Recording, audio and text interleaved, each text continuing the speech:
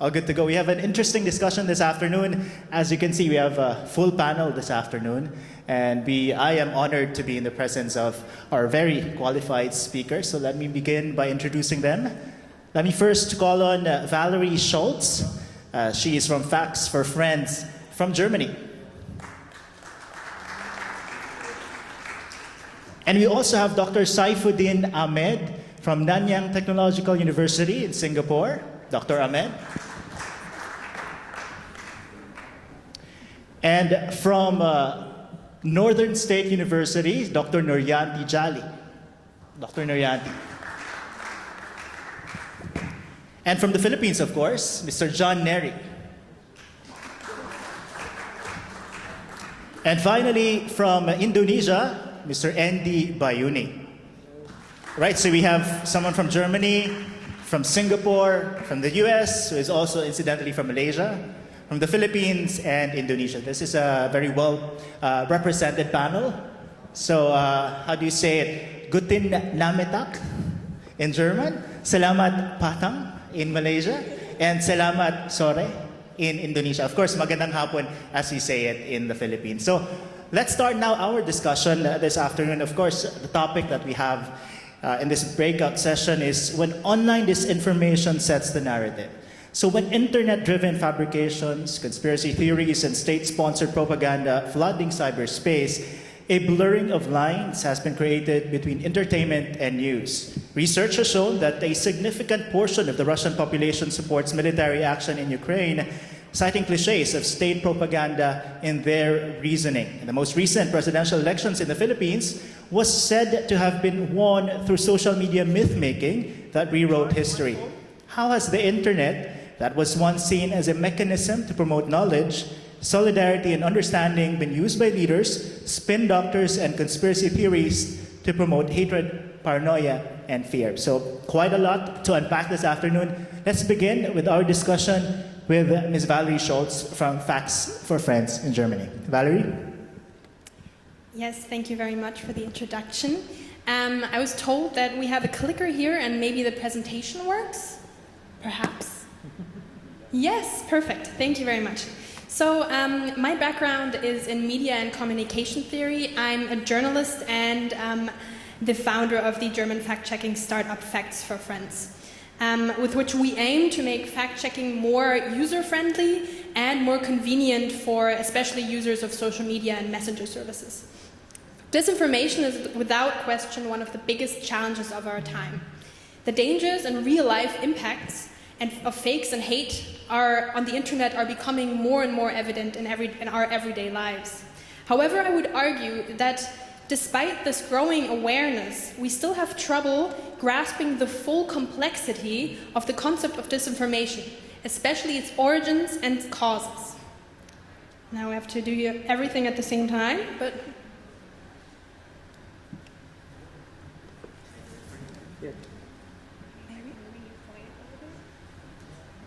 okay, perfect. Thank you. Yes. So the internet enabled new opportunities for participation and interaction in digital media.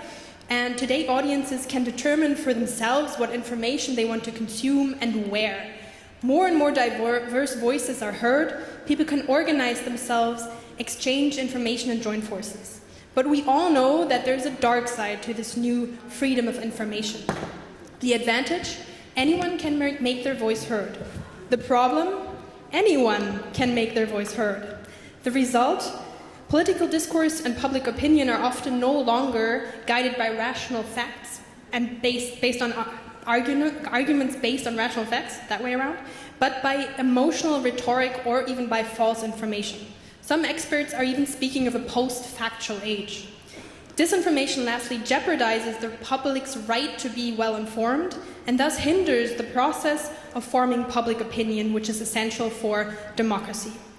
As innovation leaders in the area of fact-checking, with Facts for Friends we have done some research in the field and have co-written a study with the German think tank Better Place Lab. In the context of this research, we spoke to multiple experts from relevant fields and tried to grasp the problem of disinformation more holistically. we soon realized that disinformation is far more than just false information. Perfect. Firstly, media transformation. The former advertisement-based business model of journalism is obviously no longer functional. Journalists are losing their role as gatekeepers, and despite the new data-driven possibilities, often have trouble reaching their audiences. In addition, media companies often have to withdraw from entire regions, such as rural areas, but also from international reporting, simply because there is a difficulty in funding these areas. At the same time, users are flooded with a tsunami of information on a daily basis. It's now on us, on the users, to do the gatekeeping job, to decide what's relevant, what isn't, what's fact, what's opinion, and also what's fake. Without the former fourth estate of journalism, there's simply a lack of effective orientation criteria for fact-based knowledge. Additionally, since everyone is not only a consumer, but also a producer of information, often referred to as a prosumer, individuals also feel the pressure to position themselves publicly, often creating debates that are far from factual. Secondly, the problem of platformization and the algorithms. It's no secret that platforms are essentially commercial enterprises which earn money from the attention of us users. In this attention economy, the user becomes a commodity. Users pay with their attention and with their data. With the mass collection and analysis of personal information, technology companies can identify the actions and preferences of individual users. Groups can be segmented and targeted and influenced not only with product advertisement, but of course also with fakes, manipulation, and political messages. This structural problem of platforms is probably one of the largest drivers for disinformation. And finally, I would argue, probably most importantly, division and distrust. Our world is often today ruled by the idea of meritocracy, meaning the idea that every person is supposedly able to reach their full potential or rightful position in society simply by the means of their own performance. This devalues a non-academic lifestyle, resulting in a large part of the population feeling sort of detached and no longer represented by elites such as the media or the politics. This results in a loss of trust in these actors, and the dwindling trust in representative social and political institutions is a trend that we've now been seeing all around the world. Additionally, the growing social and financial inequality is making people dissatisfied, making them less tolerant towards, for instance, refugees or anybody else who doesn't think like them or is different from them. This becomes especially problematic in times of crisis, such as the crisis that we've been experiencing the past years. Psychologically, the sense of insecurity or fear of uncertainty can have a significant impact on our ability to recognize and accept the multi-perspectivity of our world. People start looking for easier answers, instead of enduring inner conflict and tension and contradiction, since it's simply not as easy as to distinguish clearly between right or wrong, black and white sometimes. This makes people more open to conspiracy and disinformation, which often does try to paint the world in black and white, making the world falsely appear a whole lot simpler than it actually is. Let me go further. And one, yeah. So these 3 points show quite clearly that disinformation is a systemic problem. Multiple complex, often interconnected factors create a fertile ground for disinformation. Solutions against disinformation are also there. However, they don't measure up yet in the means of complexity. They often only scrape at the surface of a problem. Nevertheless, I'm here to give a few ideas. Firstly, awareness and research. Awareness, rational and critical thinking are essential for navigating online information. Media literacy should definitely be part of education, and this does not only include tools like reverse image research or checking sources, but it should also include knowledge and understanding of the complex mechanisms and business models of big tech companies. Next to raising awareness, scientific research is of course essential. Firstly, monitoring and analyzing the effects of disinformation on our societies and democracies, and secondly, research on technology, because the rapid technological progress is also one of the factors that's increasing the disinformation as a threat. And for all this research, we need cooperation.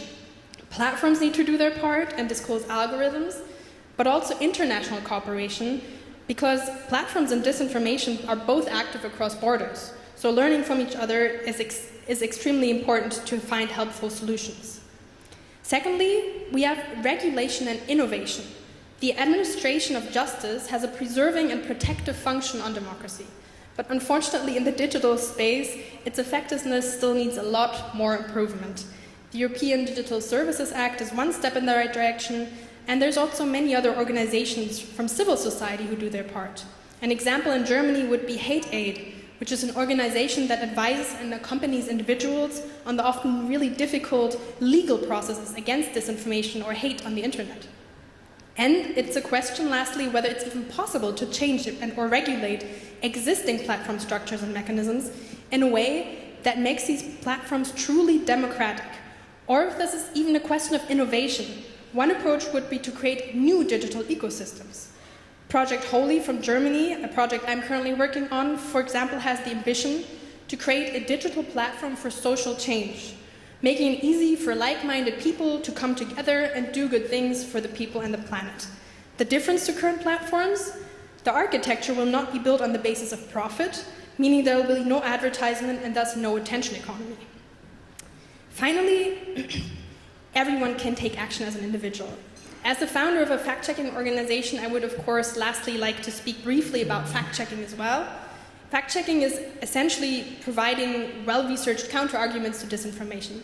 And it's by no means the cure-all to disinformation, but it is definitely one useful tool. At Facts for Friends, we saw the problem that fact-checking the way it is does not really reach the people who really need it. This is because fact-checking doesn't offer formats that address people who are on social media. With Facts for Friends, we act as a bridge between fact-checking organizations and users of social media, and we take fact-checking content from these traditional fact-checking organizations, developing it into more snackable formats. That's what we call our products. Our products are called fact snacks, which are short formats such as text, sharepics, and even TikTok videos. By consuming and sharing our so-called fact snacks, everyone can become active against disinformation in their own digital environments. So to conclude, disinformation is discussed among journalists and fact-checking organizations, in education, in science, in politics, even in psychology. Each view is valuable and essential. However, speaking to experts in each field has shown us that there's many blind spots for other disciplines. So the solution we currently have are helpful, but they often don't tackle the issue at the roots. So to truly stand ground against disinformation, the approach to disinformation must be broadened by merging all of the perspectives and valuable expertises. And it's also important to embed it into the larger context of social issues that we're facing. So I would suggest, for example, implementing task forces, which then create spaces for exchange between all these parties, organizations, and experts involved. Only this way we can understand the systemic aspect of the problem and try to start creating a different kind of fertile ground. A fertile ground for truth, for openness, for constructive discussion, rather than for disinformation. Thank you. All right, Valerie, just a quick question. It's interesting you mentioned that journalism is now in a crisis. The old model is now working, and you've suggested that everyone can take part in fact-checking and making it accessible for everyone. But the question, especially from the Philippines, there are now groups questioning the fact-checkers themselves. They're saying, we're fact-checking the fact-checkers. So how do you deal with that? Because it seems that, as you pointed out in your previous breakout session, people on social media tend to consume information emotionally, not really based on facts. So how will fact-checking, making it digestible, work to address that?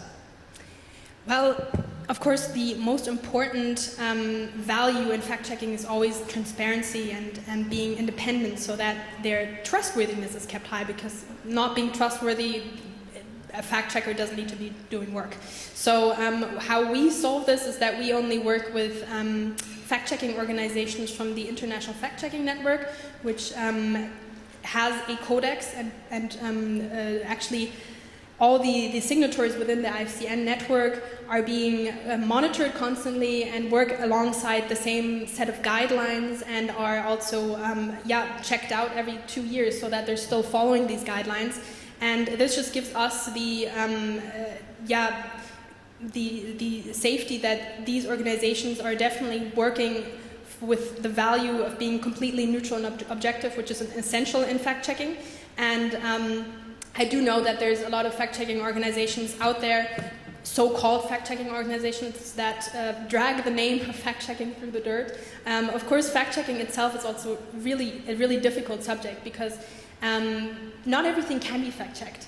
And that's the thing. I think that's something that also needs to be understood, that fact-checking is never going to be the one solution to disinformation. It's just one instrument if it's used correctly.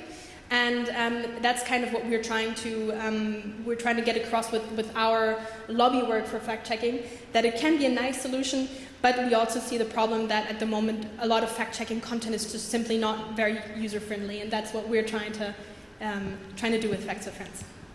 All right, so danke in German, is it? All right, so, all right, so let's move on to our next speaker from Singapore, Dr. Saifuddin Ahmed. Sure. I can offer.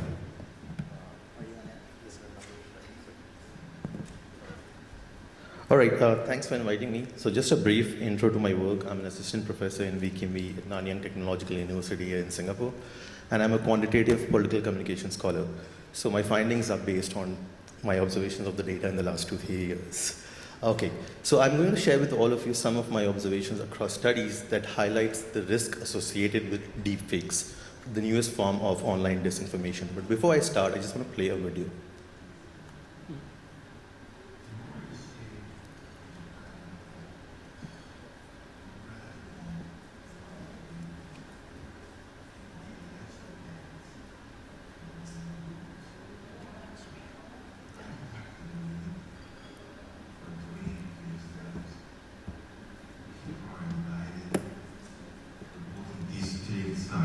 Manipulated, voting locations are closing soon.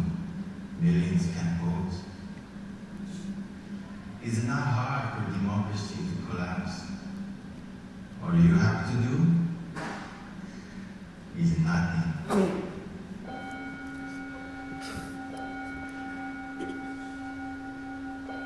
All right, so the video you saw is a public awareness ad created to raise awareness against deepfakes.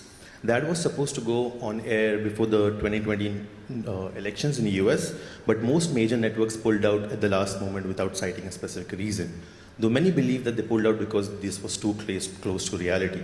Now, this is a glimpse of how close deepfakes can get to reality. So more recently, we have seen a number of deepfakes go viral, including series on Tom Cruise and other Hollywood celebrities. The real dangers there are not these videos which are referred to as cheap fakes or about entertainment, but more with AI-driven political videos. Now, social media users are more likely to trust images and audio rather than text as a real depiction of the real world. And this is the realism heuristic. And that's why deepfakes are so dangerous, or at least the risks are high. So as the tech behind deepfake progresses, they can become more convincing, amplifying the consequences of disinformation.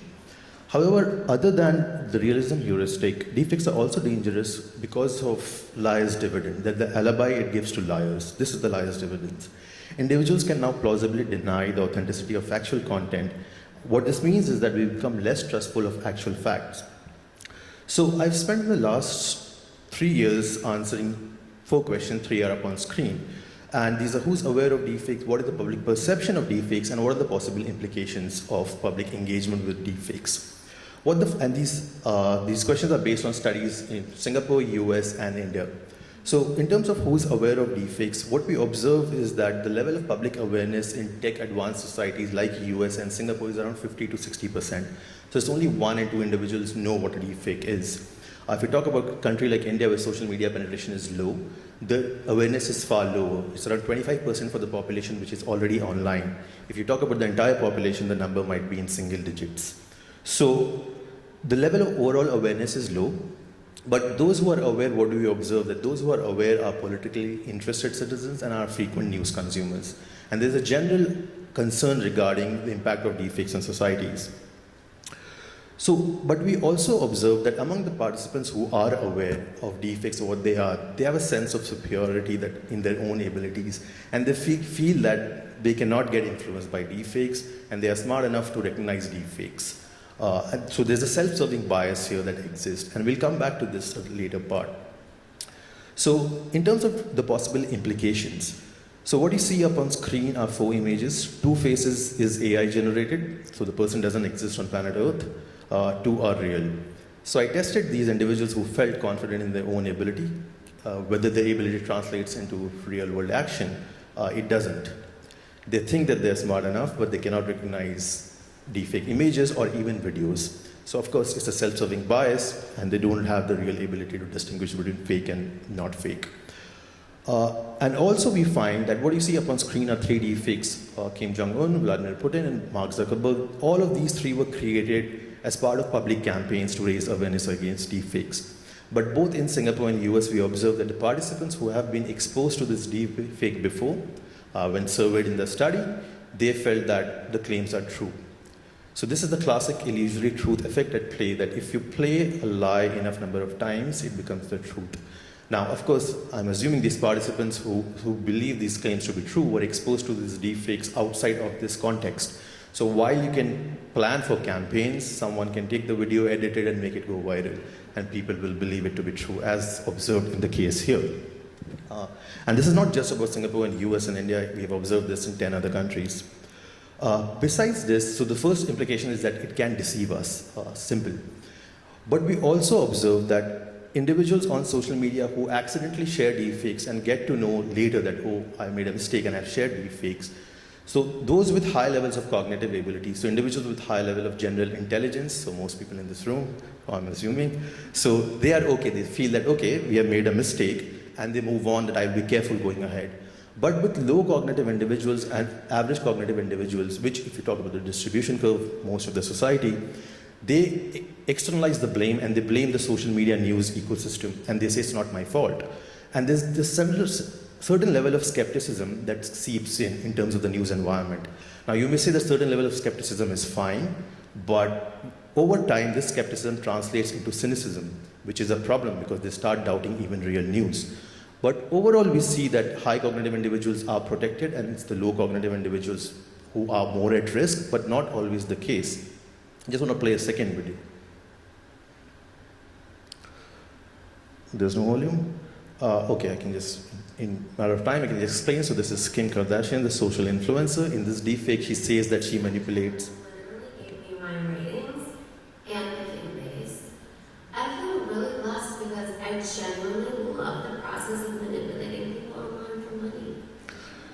Okay, so I use this in a study in US, India, and Singapore, and we observed that individuals with high cognitive ability, so individuals with higher level of general intelligence, fall for it.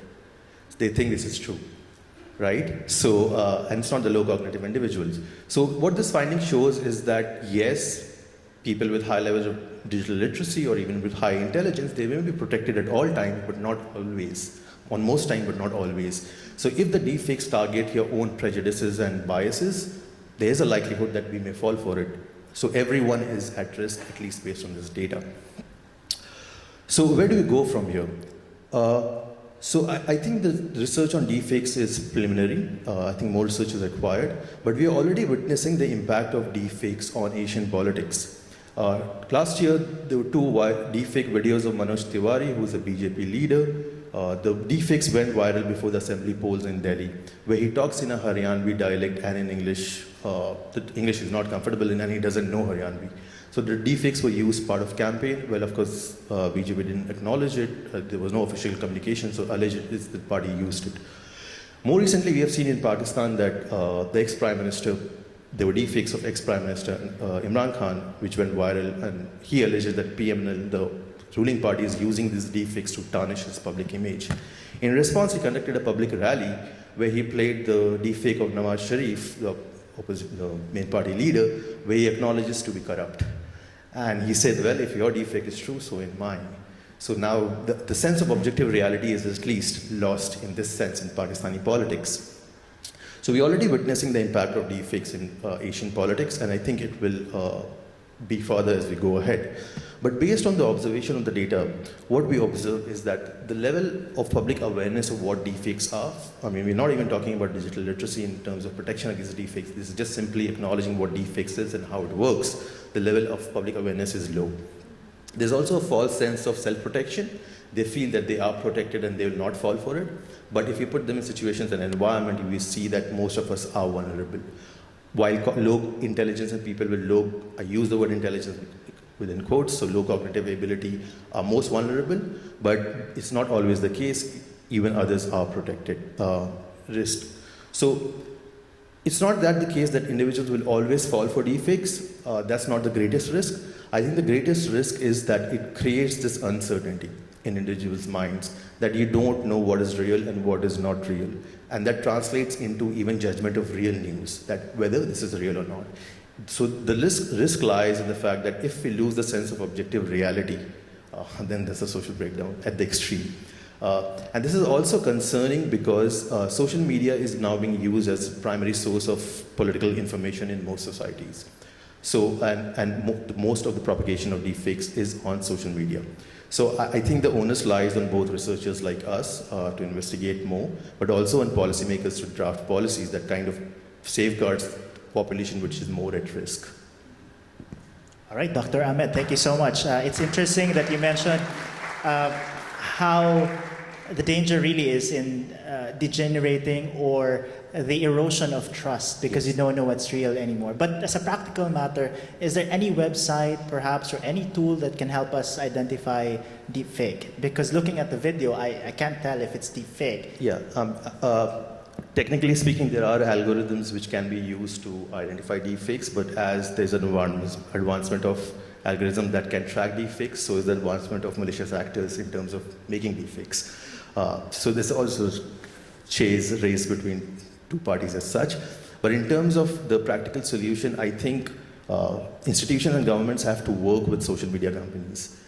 It's controversial that social media companies are entities on them by themselves. They like to work by themselves, and governments don't like to cooperate. I necessarily don't feel, maybe tech-advanced societies like Singapore and US may have the tools necessary to track and stop deepfakes propagation. But if you talk about other countries which are developing countries, they don't really necessarily have the tools. And we have seen this happen in Gabon, for example, with an alleged coup which started with a deepfake. So I think maybe that can work if government and authorities work in close hand with social media companies to develop tools to limit the propagation of deepfakes in societies.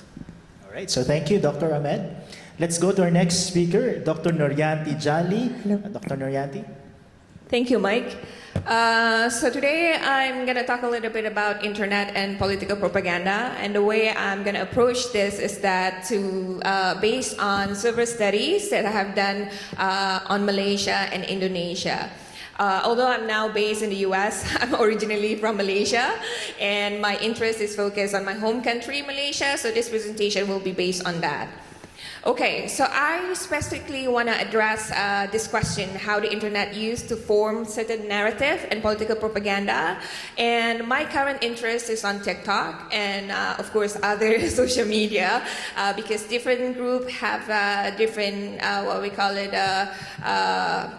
activities. I mean, like different platforms are for different group of people. Like in Malaysia, TikTok is for younger audience, and now we can see even like older audience like myself are on TikTok. So this is what we call it a little bit of a deeper conversation in how social media specifically help and create a platform for what we call it disinformation and misinformation. So one of the key factors here is that, of course, we live in a digital era and we have high dependency on communication technology, because one of the reasons, at least in Malaysia, we have what we call it high distrust towards traditional, what we call it, media platforms, due to the fact that it's government affiliated or government owned. And the past few years, there have been a lot of new alternative media, but due to the fact that social media has become more accessible, people refer to social media more for news and information. So here, one of the key factors that I really want to push forward, and I believe a lot of you here also observe this in your home country, is the fact that we depend a lot on social media to get information. And a lot of time we go there because we don't really trust whatever that we see on the TV because of it could be our personal bias and our perceptions towards traditional media. So that's the first factor. And the second factor is, I really want to highlight this, is the exact points that were made by Dr. Saifuddin and also you, Valerie, the absence of, at least in Malaysia, formal curricula to really address media and information literacy. In Malaysia, we still we observe there's a need for media and information literacy curriculum due to the fact that there has been a lot of recorded cases. We're not just talking about political disinformation, we're also talking about what we call it scams. And all these cases that resulted in the loss of a lot of money, involving Malaysian citizens. So here, one of the key factors of low media and information literacy, and why I want to highlight on this is that there have been a lot of studies, including one report that was published by McIntosh and Keeman in 2019. They argued that Finland has become one of the countries that is high resistant to misinformation because they introduced media and information literacy from primary education level. So it's something that we want to think about as policymakers and also people that are concerned about disinformation in the country. We might want to think about what we call it, media and information literacy curricula. However, one thing that we need to address is that this curricula has to be vetted by third parties, independent parties, because another study based, done by my colleague in Indonesia stated that media literacy program in Indonesia specifically has been used to propagate government propaganda. So that's unique. So we want to be sure that if we create something, it has to be involve, multiple agencies to kind of look at, hey, whether or not this can be used by somebody to pursue certain agenda. So that's number 2. And number 3, of course, digital technology allows for strategic mass distribution of propaganda. In Malaysia specifically, we highly rely on WhatsApp. And for myself, we're interested in looking at how this information spread. Considering what happened in the past few days, the parliament was dissolved, and we're trying to kind of look at, hey, is there any political propaganda has been shared on WhatsApp and Telegram, because historically it has been strategically used by political actors to share certain narrative. Because it's hard for researchers and also fact checkers to look into these platforms. And of course, in the last election, what we call it, cyber troopers have been used to kind of spread certain narrative through the use of bots, to the use of AI software. So this is something that we know, and I also believe that a lot you can observe in your respective country. So that's number 3. And another key thing, I also want to highlight this. You said about, like Valerie said, the importance of fact-checking agencies to be independent from certain, what we call it, political influence. But in my home country, fact-checking agency, number 1 is Sebenarnya.my, is under the Ministry of Information, Malaysia.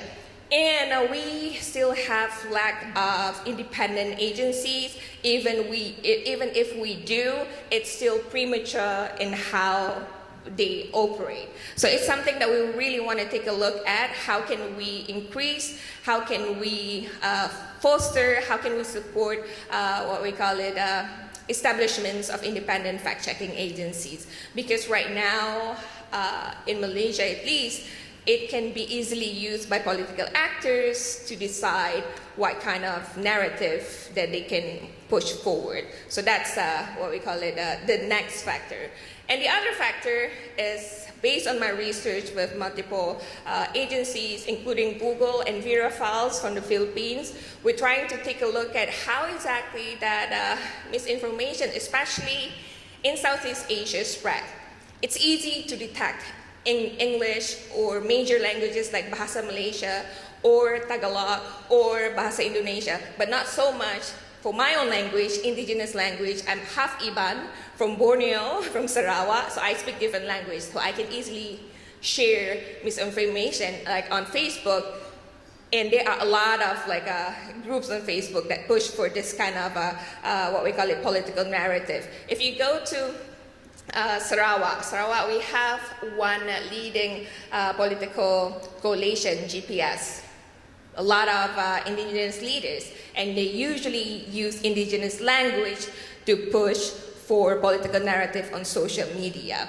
So here we rely on human users to kind of flag this information, flag this false, what we call it, information shared on Facebook or WhatsApp, and there's no active participation from tech agencies because they couldn't detect this. Because you can also think about your respective country, how exactly indigenous languages in your home country can be used strategically by political actors to push for narratives. So that diverse language, and of course, we know how tech companies feed you based on your online activities. It's very personalized algorithm right now. If you Google something on the internet, you can see it on your Facebook. If you play with your TikTok FYP, your TikTok FYP will not be the same as Dr. Saifuddin's FYP. His FYP might be a lot of fake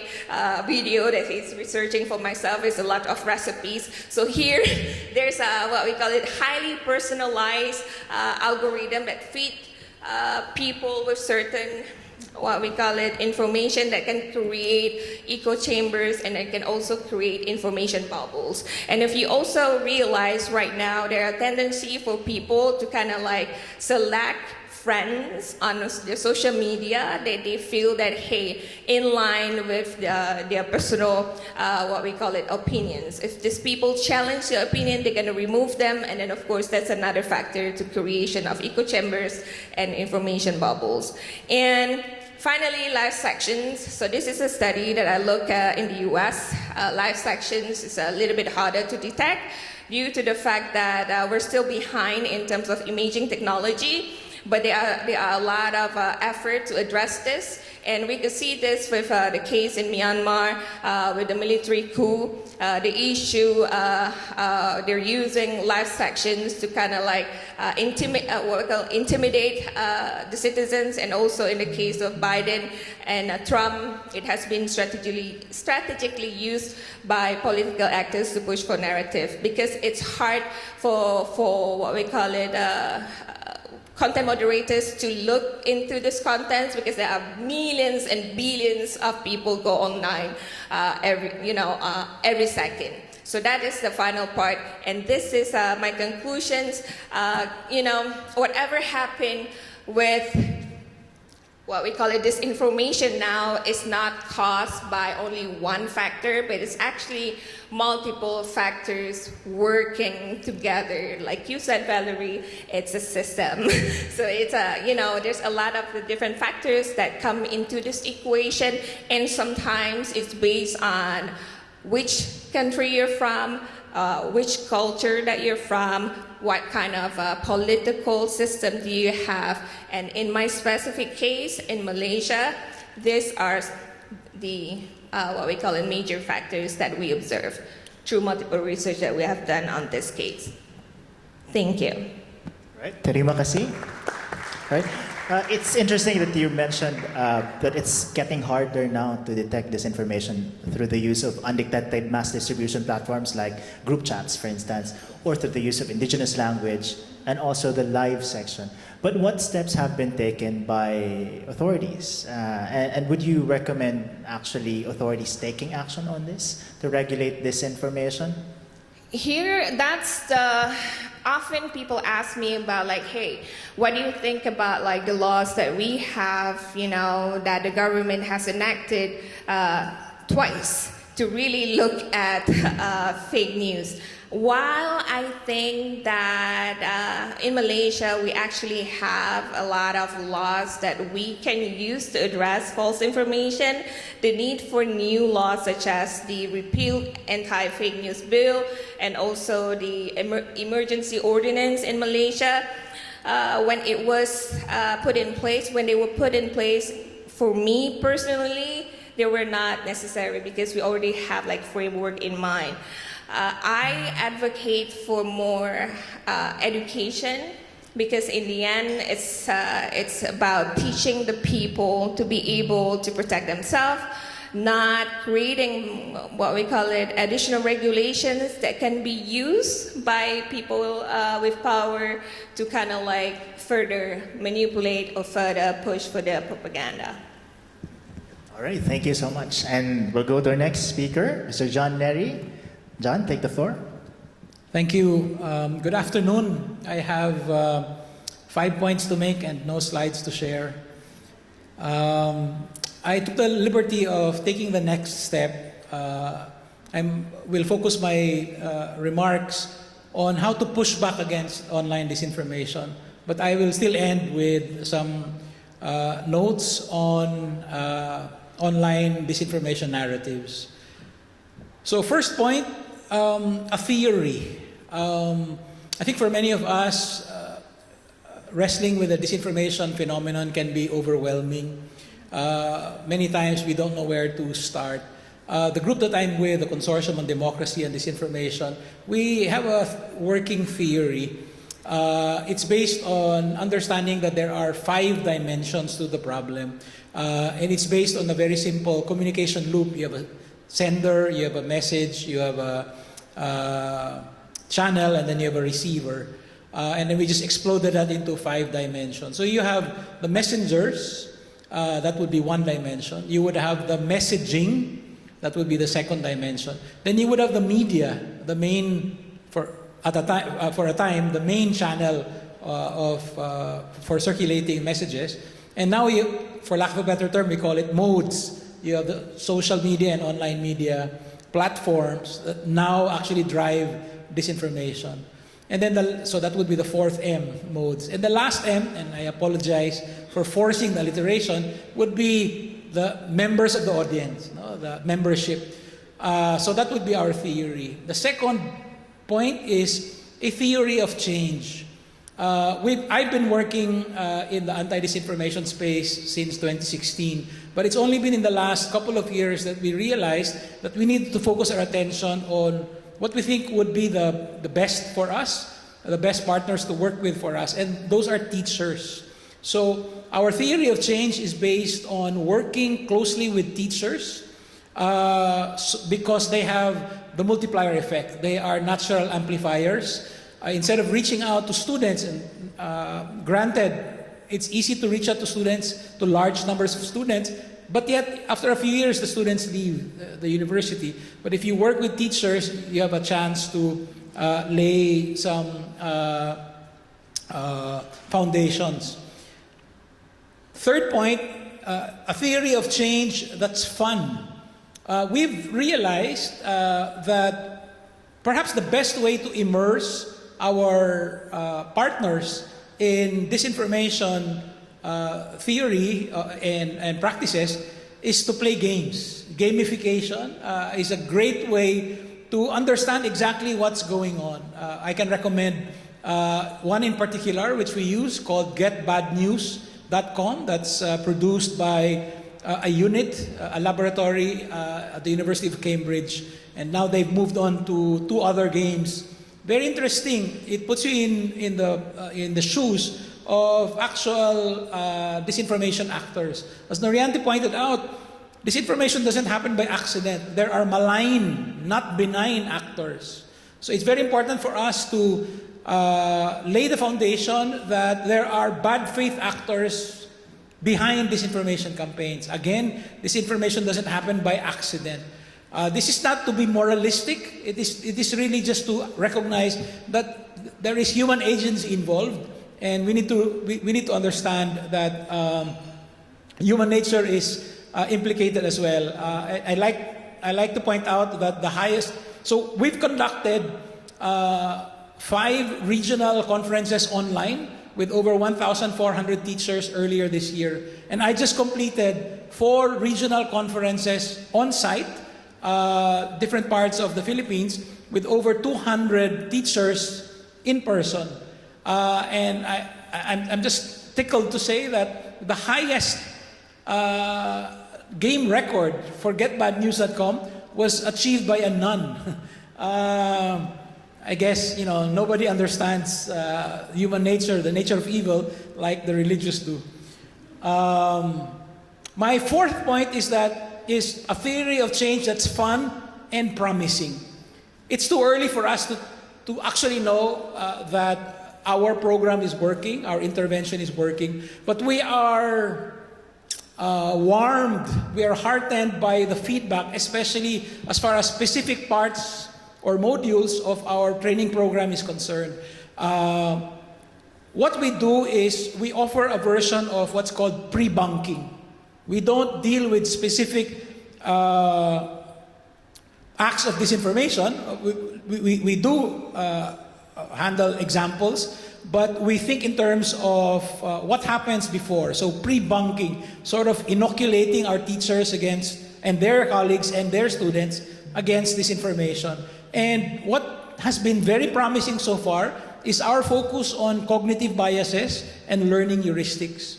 So for instance, I forget now, but somebody once called confirmation bias the mother of all biases. So we have several exercises just allowing us and our teachers, our teacher partners, to come face to face with the reality that yes, indeed, confirmation bias makes us vulnerable to disinformation. When we see only what we want to see, when was it the psychologist Abraham Maslow who said, if all you have is a hammer, everything you see is a nail. When that rings true, in simulations and so on, I think that goes a long way. So that's one of the cognitive biases that we teach. We also taught the related cognitive bias of motivated reasoning, but it was too close, so we changed it to the bandwagon effect. And again, it's very easy to demonstrate. And part of the appeal of our training program is that our teachers can replicate what we do with them, with their own students, whether in similar programs or in shortened versions of it. So it's promising. There are learning heuristics also, like the availability heuristic. We make decisions based on information that's most available, most vivid, or most traumatic. They're lodged in our consciousness, and then we make decisions. And that's also how we can be made vulnerable. Disinformation agents use repetition to make the familiar appear true, and that's attacking the availability heuristic. And then the 5th point is a theory of change that's fun and promising and scalable. It is scalable both in terms of number, we can just train more trainers, but also scalable in terms of content. So let me end on one possible next step that we can do. In our workshops, we do not refer directly to what just happened in the Philippines, the election scenario. We did not check for political persuasions when they come on board. But if they raise the question about Marcos disinformation campaigns, then we can proceed to that. So we need them to buy in, to go to a second level, so to speak. Then we feel freer to talk about how we understand the Marcos online disinformation campaign. Now, there's this pioneering research by Dr. Cheryl Ruth Soriano, who was a PhD from NUS here, teaching in De La Salle University in Manila, where she discovered that there are just really 5 or 6 key messages that circulate in the Marcos alternative information infrastructure on YouTube. And she calls these key messages aspirational tropes. So it turns out that everything that we hear about the Marcoses all go back to these aspirational tropes. 1, the Philippines was great at one time. 2nd, the Philippines was an economic superpower under Marcos. I know. And yet, that is one of the key messages, aspirational tropes. Aspiration, because, of course, who doesn't want to be part of a great past, right? The appeal the populist appeal, right? 4 decades before Donald Trump, Marcos, the first Marcos, ran for the presidency on a slogan of, "This nation can be great again." That was in 1965. There are other aspirational tropes. So I think it's important for us to focus our attention not just on the fact checks, which are very important and immediately empowering, but also on these message checking, so to speak, right? Trying to divine what exactly are the overarching messages or themes that drive an online disinformation campaign. Thanks. All right, maraming salamat, John. And it's good to know that there are actually efforts to address disinformation, but just to give our international audience especially a sense of just how deeply entrenched the Marcos Alternative Disinformation Network is, because I'm sure there were efforts to debunk all the allegations, or debunk all the claims made on the Marcos social media by journalists, by fact-checking groups, and yet how is it possible that Marcos was still able to win more than 60% of the votes in the latest elections? So, as a matter of fact, Marcos Jr. Has the first majority mandate since the 1987 Constitution was promulgated. All the other presidents, even very popular ones like Rodrigo Duterte or Noynoy Aquino, got 39, 41% of the vote. Marcos got 58% of the vote. How did he manage to do that? I think, number one, he managed to persuade the survey frontrunner, the president's daughter, Sara Duterte, to slide down to running as his vice president. Sarah was always ahead of Marcos in the surveys. The moment they partnered, Marcos started getting 58 to 70% election preference ratings. So that's a big one. But another one, I think another factor is that he has been at it for much longer than anyone else. I keep going back to this pair of dates. In 1995, 6 years after Ferdinand Marcos, the dictator, died in exile, Ferdinand Marcos Jr. ran for the Senate, a national office, and he lost badly by, I think, 5 million votes, something like that, behind the 12th placer. In 2010, 15 years later, he ran for the Senate again. This time, he won handily. What happened in the 15 years between? I think that, as far as we can tell, I don't know, Mike, if you have more updated data, we can trace it back to as early as 2009. The Marcoses were already seeding messages on YouTube. This was for 2010, and eventually for 2016 when he ran for vice president and narrowly lost. And they continued in 2022. So there was the factor of Sara Duterte sliding down, but there is also the additional factor that they've been at it for much longer. They've been seeding YouTube and other social media platforms for many, many years. So if you invest early, you reap the rewards of this information. All right, so our last but not the least speaker from Indonesia, we have Andy Bayuni. And thank you, Mike.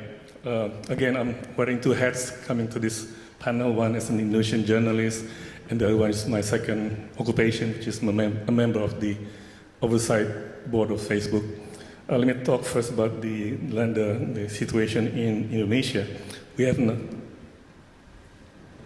an election coming up in 2024, and I suspect that disinformation will be very much a feature of the election campaign on social media. We saw this in the election in 2014 and again 2019, and we had two presidential candidates, and both were using the internet, and both were engaged in some sort of disinformation campaign.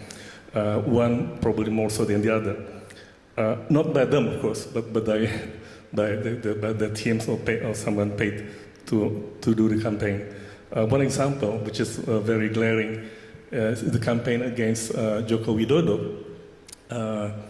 There was this stories that went viral that he was a communist, In Indonesia, when you are accused of being a communist, you're dead. Your career is over, right? But they tried that anyway. And then that he was born to a Chinese Hong Kong family, and they even had the certificate going viral. Sounds familiar, right? Like Barack Obama. And then that he's not a real Muslim. I'm not sure how this disinformation campaign impacted the election, because Joko Widodo won the election both times.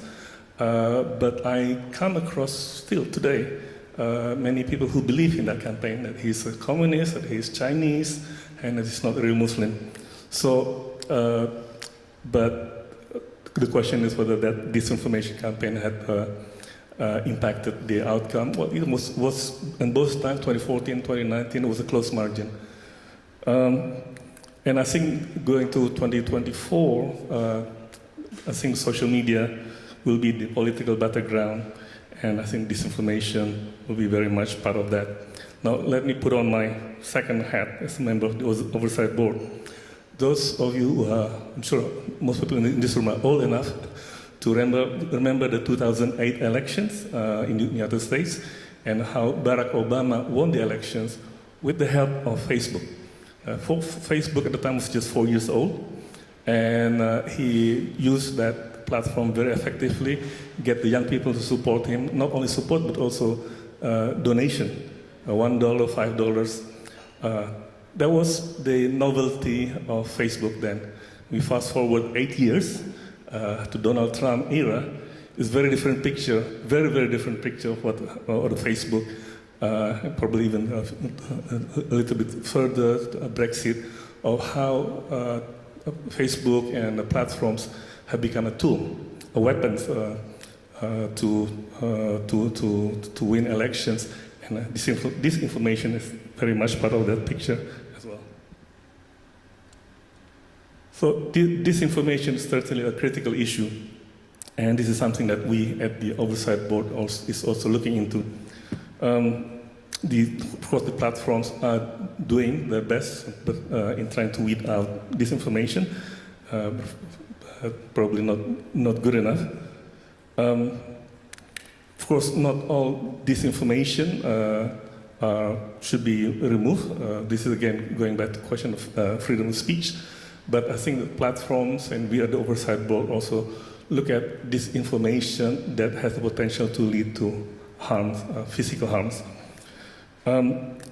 Meta does not have any specific policy against disinformation, but they fall under different community standards. However, with the COVID-19, Meta, because a lot of criticism that they did not move fast enough, they created a specific policy on COVID-19 pandemic misinformation. The last time I heard, they have taken down more than 20 million contents that are deemed to have the potential of leading to harms, physical harms.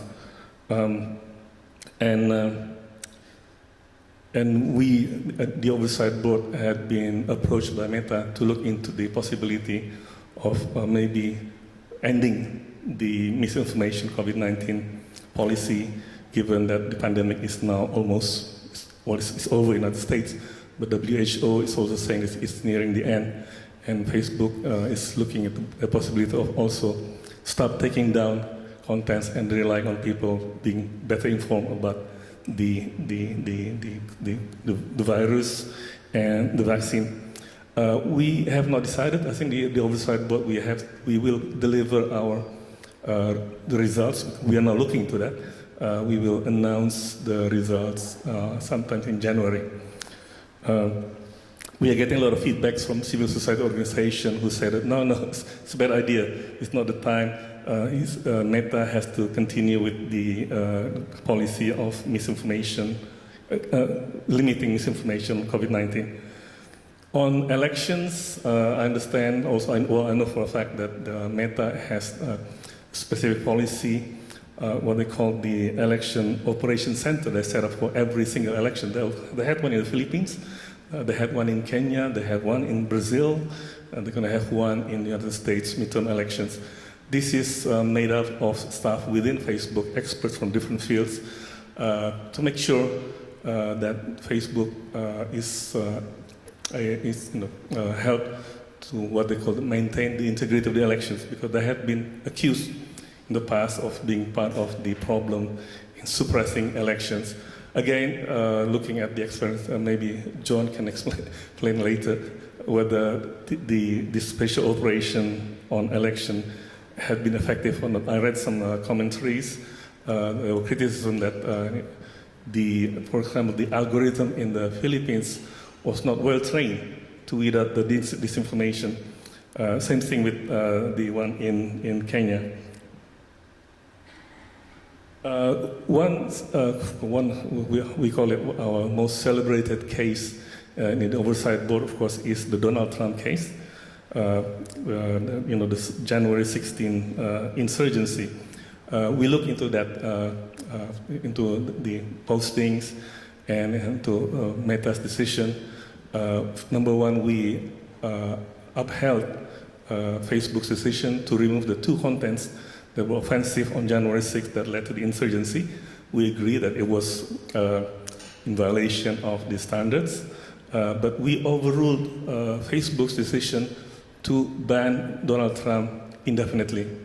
You may recall Twitter banned Donald Trump permanently, whereas Facebook decided to ban Donald Trump indefinitely.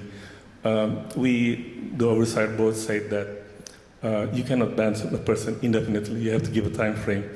So we sent back the case to Facebook, and they agreed with our decision, and they gave Donald Trump 2 years since January 6, 2020. That means in January 6 next year, he may get his account back. Facebook will have to decide whether Donald Trump is good enough to get his accounts back or not. So we'll see. It's not the oversight board's decision, it's actually more Meta's decision. We also learned from the process that problems within the Facebook's cross-check system. They have this cross-check which gives more scrutiny to particular selected people, including leaders political leaders. But what transpired is that, and this is something that we learned from the whistleblower, Francis Hogan, that this cross-check system actually gives some sort of privilege to political leaders, the luxury of spreading disinformation without being scrutinized. So we also, in our recommendation, we said that Facebook has to treat everybody equal, no special treatment for political leaders. So, and also, we also see a lot of, here closer to home, the disinformation in Myanmar led to the genocide or the persecution of the Rohingya, and that is primarily going through Facebook. Definitely, I think platforms, Meta and all the others, they need to clean up their acts. They're doing it, I know, but obviously not good enough. They have been criticized left and right, and I think all governments around the world are now trying to rein in on the platforms because of their failure in doing the content moderation, particularly on disinformation. So we have the Digital Service Act in Europe, and other countries are looking at that as a possible way, also replicating that in their own countries. Just my bias as a journalist, whatever regulations they impose, I think that should not come at the expense of the freedom of speech. Thank you. All right, terima kasih. Thank you for the updates on Facebook's efforts to combat disinformation. But I just want to get your thoughts on whether changing the algorithm of Facebook will actually help, and what kind of tweaks need to be introduced by Facebook to avoid the result that is the echo chamber that's being created because of like-minded posts and posts by friends that are being shown on the timeline or the feed. Yeah, algorithms, again, already said in the previous panel, is something that we are asking that we should be able to access. At the moment, there is kind of lack of transparency in the way how they decide the algorithm. I guess this is their business model. But the fact that this is creating a lot of problems is I think Meta has to do something about it. We at the oversight board is discussing this. We are in a discussion with Meta about expanding our scope, including question of how the algorithm works.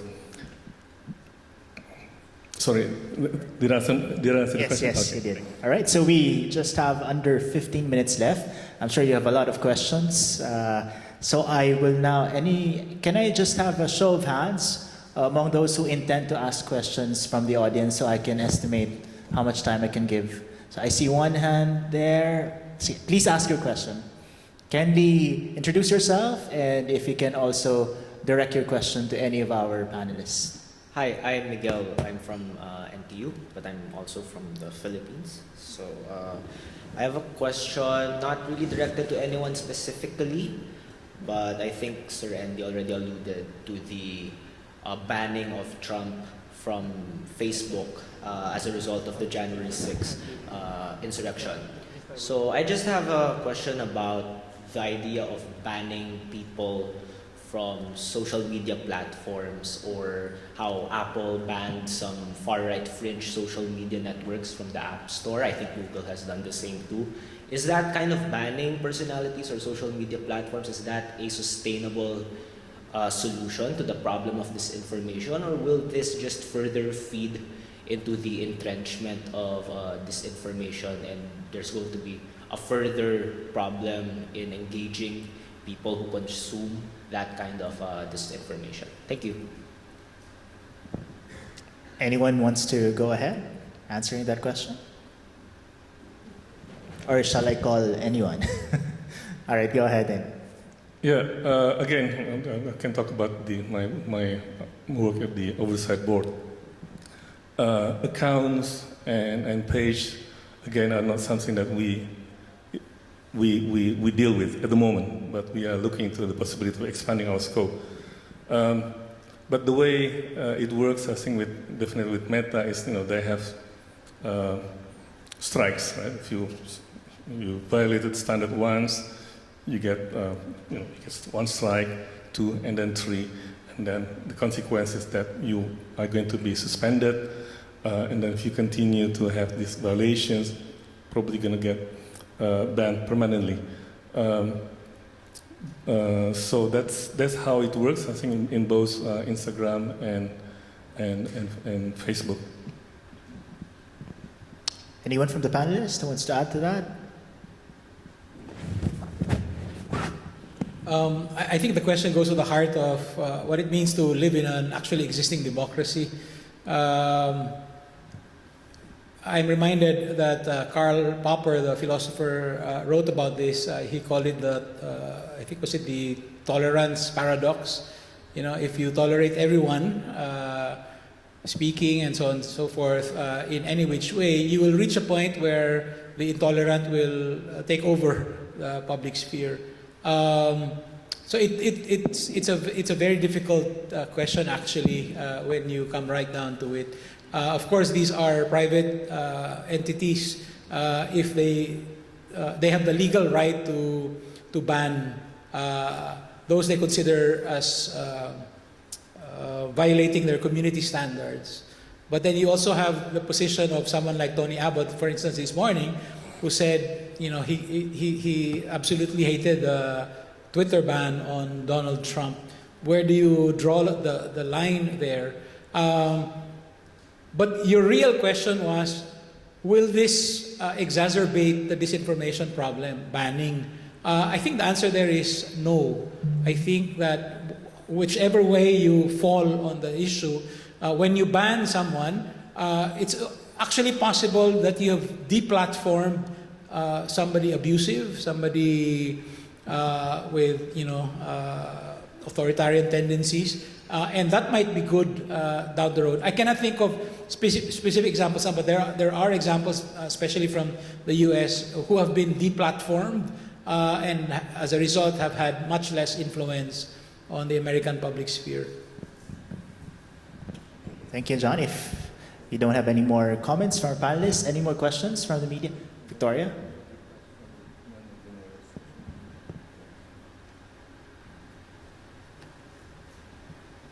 Hi, I'm Victoria from the Philippines. I'm a journalist. Anyone can answer. So journalists are always at the receiving end of attacks on online disinformation. And I was just wondering, how should journalists react to this? Because there is one school of thought that when you are personally attacked, when you're called biased or corrupt, you should just ignore this because we will just help make trolls richer. But then there's also a school of thought that we should engage. Thank you. Anyone wants to take a first crack at that question? Perhaps the working journalist in this panel? I'm an opinion columnist, so I always have opinions, but maybe we can hear from the others. Nobody wants to answer. Well, I can give it a try because as someone working in fact-checking, actually we face similar problems because fact-checking is obviously also always under attack, even until death threats and so on, of people who are not willing to see these research facts. But I don't know how we try to work with these comments is that we try to offer utmost transparency and try to give a look behind the scenes and try to make people understand also what our role is. So in this instance, what the role of fact-checking is, that it's not to be an institution that defines the truth, which is obviously what a lot of people are accusing fact-checking of, whereas this is not the case because fact-checking is only a tool and it can only go so far. You can't check opinions, for example, and a bad opinion is not necessarily fake news. But so what we always try to do is try to just meet this with transparency, explain our role in the information system, and try to explain how we make sure that our work is always true, or not true, but is always that we're not led by any other organizations, and so on. Like, for example, the IFCN network is obviously one of the things that we always try to mention and explain. And I think in journalism, that's probably, I don't think there's the one tip to give, to be honest, but I think that's also what I would try to focus on, to make the work transparent and also to make people understand the role of journalists in society. I think that's also, then again, a topic for media literacy, obviously, because understanding what fact-checking can do and what it can't do, and what journalism should do, what it can't do, is another thing that, with that understanding, hopefully some people would not leave these comments there. But then again, there's always people who are, who don't care about the truth, who don't care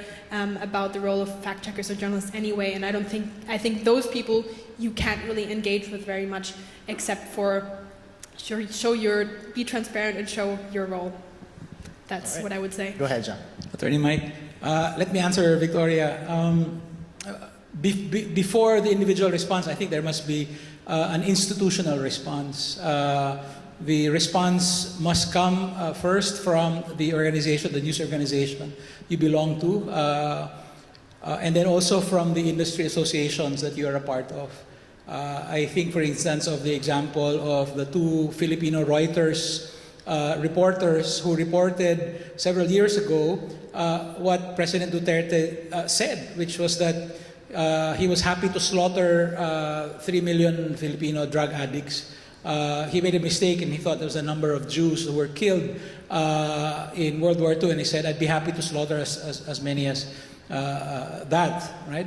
And when the Reuters reporters reported that, they received death threats. So what Reuters did was to actually hide them for 2 weeks, put them somewhere else. That's an important thing that we cannot, we have to make sure that our news organizations are willing and able to do that. Of course, to prepare, to anticipate situations like this. And also to have messages of solidarity from professional associations. Now, as for the individual response, I think it is up to us. It's a personal decision, I would think. I remember in another forum in Bangkok, there was a Filipino war correspondent, one of the few true war correspondents, who said, you know, I didn't really mind all these abusive comments and so on, but one Christmas time, she was walking home and then she just suddenly started crying. It turns out that all these messages of hate had found a place in her head, and she didn't know it was there, you know, that they had conquered, colonized part of her mind until that walk home. So it's really up to each individual person what to do, whether you engage, like we all know veteran journalist Ed Lingao, who spends time, you know, trying to educate trolls, and you ask him, why are you doing it? And he says, it's not really for the benefit of the troll, it's for the benefit of the people watching the exchange. But many of us are not like Ed. You know, we just don't want to deal with this. We have more than enough work just doing basic journalism. And if you want to do that, I think that's fine too. All right. Are we Sorry, seeing any more? I just want to add to what John's already said. Well, journalism is now a dangerous profession because we are so exposed, especially with the internet. We've had cases in Indonesia of journalists being targeted for bullying and harassment, and then even worse, doxing. Right? So they identify the family, the children, the address, where the children go to. So because of these episodes, now many newsrooms are giving training to the journalists on how to use the internet safety, so they don't share photos of their families, to protect the families. And this gives the journalists a little bit more freedom in their work, because they don't have to think about something going to happen to my family if I go very hard in my criticism. So I think that's one thing about all of us actually should learn about the how to use the internet safely without compromising our personal data out there, which can be easily abused. All right, and we are down to our last question. A quick question. Karen from the Philippines. And quick answers if you can. We are just about to enter our last 2 minutes. Hi, I'm Karen Valiente from the Philippines. I will ask how should a journalist or reporter react on the situation that on the number of the vloggers that are now getting bigger and bigger nowadays, sharing information and thoughts on social media to the point that they are now conquering social media. What should a reporter do now? Thank you. Maybe This time we'll ask the academics if they have something to say. I guess we have to understand the changing news consumption environment. So, I mean, I can speak in the context that I've researched. Journalists have an understanding that this traditional idea of news consumptions. But if you talk to, like, for example, teenagers, and I talk to my students, they feel that if the news is important enough, it will come on their feed. So they don't need to seek out information, and you have researchers studying this. So in order to compete with vloggers, I think we have to break away from the traditional understanding of news consumption in order to connect with the growing population. So, I mean, that's my bit. And Dr. Nurianti? Hello? Okay. All right. Maybe I can add a little bit on that. This is based on my observation. I do agree with your opinion, Dr. Saifuddin, about understanding how people consume information these days. So one of the challenges, like for journalists in many countries, including in Malaysia, and how to tap into people's attention, because you are trying to compete with all these vloggers, citizen journalists that might feed people with false false information. And whether you want it or not, credibility and well-trained journalists should be the people that we want to look and refer to when it comes to important news. So here, one of the observations that I made in Malaysia is they try to tackle major media agency. They try to spread information across social media. If you say like, I live in the US, but I watch news, national news on TikTok live. So it's live on my TikTok. If I want to watch like short news, 1:30 p.m. Malaysian time, I can just go on my TikTok, I can just go on my Facebook, I can just go on my YouTube across social media. So I know it's easily, I can easily find, news from my home country because it's easily available. And we also have to understand the attention span for young people becoming a lot shorter. So it's another challenge for journalists to kind of like understand that, and how can you create news in that short bites, but frequent. And if you talk about Now This, if you talk about Al Jazeera Plus, that are the kind of content that I, myself, short attention span, would like to consume. So it's something that we, perhaps, in this side of the world, might want to emulate more, perhaps, and try to understand how our people consume information in our respective countries. So that's my take on that one. All right, on that note, I hope we were able to... One final question. Do we have time? Yes, we have time. All right, one final question. Thank you so much. Andreas Gigo, DW Academy. Just a bonus question, a service question, if you may. Thank you for all these wonderful insights and this great expertise in fact-checking disinformation that we have here. As we have established there, of course, it's not always, or very often, it's not national disinformation cases. They go international. And I guess we've come to know and appreciate the merits of investigative and fact-checking networks. So, in the context of Southeast Asia, ASEAN, which would be the go-to regional fact-checking journalistic initiatives that you would recommend? I know that there is occasionally a cooperation, for example, between Hong Kong University and University of the Philippines, very recommendable, but perhaps you would have another few go-to addresses, so to speak. Thank you. All right, so Dr. Narianti? So here in Southeast Asia, based on my observation and my collaborations with fact-checking agencies here in this region, there are a few big names. If we talk about the Philippines, we have Virafals. If we talk about Indonesia, we have Mafindo. And all these key fact-checking agencies, they are a part of the IFCN network. So this is like but we're still lacking, to be honest with you. We're still do not have enough independent fact-checking agencies. If I just bring us back to the neighboring country, my home country, Malaysia, we go and we have like very small number of premature, I guess, fact-checking agencies, but we need more. Yeah, here in this region, we're still lacking. If you can see, if you go one by one in ASEAN, try to locate. If you go to Vietnam, it's actually ministry-owned fact-checking agencies. Malaysia, leading one is a Malaysian government.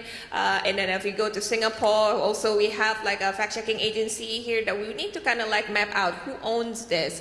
And you later will notice that we're still, a lot of our fact-checking agencies either owned by news agencies, department, or government and the Ministry of Communication or Information, and several major ones, like ones that I just named that are a part of the IFCN network. So we're still lacking. I hope that we can, have more.